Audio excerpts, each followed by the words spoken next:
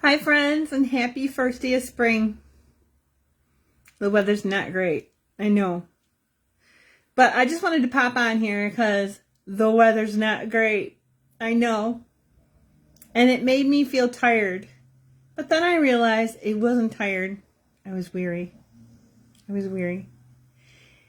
And so I just want to ask you, are you feeling tired or are you feeling weary? And let me just tell you what I think the difference is. I think weary is like a soul kind of thing. It's like down deep. It's like when we're focused on things that are outside of our control and we're focused on external things going on and we're focused on things we can't change and we have no input about. Might be things we see in the news, might be things we see out our window like today's weather. It might be things we see in politics or something someone said or did or whatever, or isn't doing or isn't saying. And that makes us feel weary. And weary is like it can be like a heart sickness. And we can think it's tiredness. And sometimes it's not tiredness.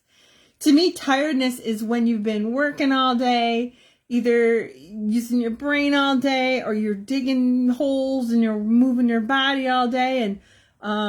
But tiredness is like tiredness is like the end of physical exertion and your body saying, whoa, now we need to rest. And then you wake up the next morning and you're kind of refreshed and you're ready to go.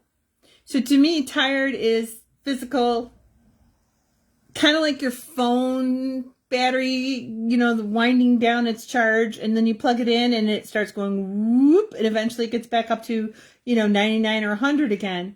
Whereas weary is it's like the phone that keeps trying to search for a signal tower to tap into and can't find one. And so your battery keeps draining really quick, and it can't recharge. Weary is something we can do something about, but it takes a little bit more effort than just being tired. So weary is deciding specifically what you want for your life, what you want for that day, what you want for that particular hour of the day. Weary is figuring out what you can control and then handling it. Whatever it is that you need to do. Weary is looking around to see what's been going wrong, but we haven't been taking care of it. And I'm sure, there are plenty of examples. I got plenty of examples all over my house right now because I'm like between seasons and I'm getting ready to ramp the business up again and things like that. And so I've got piles, like a lot of piles, and I got to take care of them. Or I've got some things I need to take care of with the chickens that are still not going right yet. I'm building boxes and things like that. But I mean, those I know are like projects that are in process. And I know for those, there's a beginning, a middle, and an end.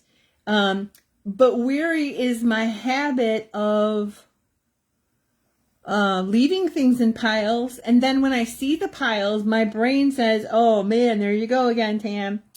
You need to take care of this stuff. And I'm beating myself up. The thoughts I have with myself are not very nice.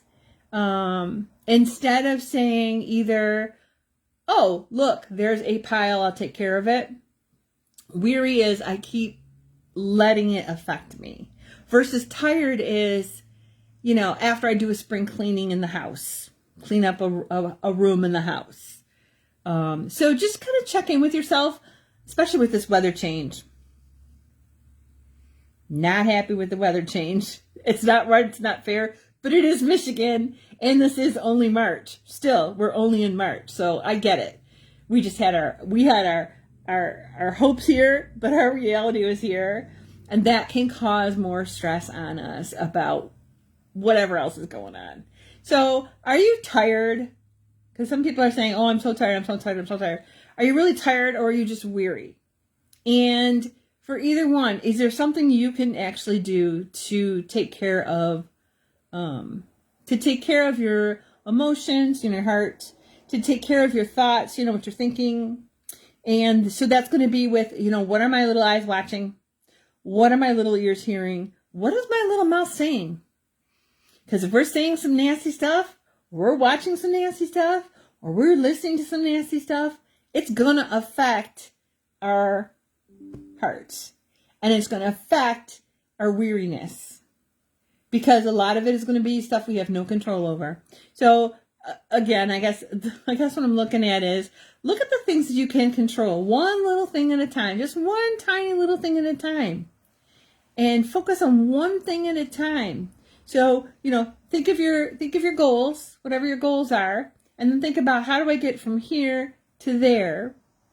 And then even think about, how do I get from here to there?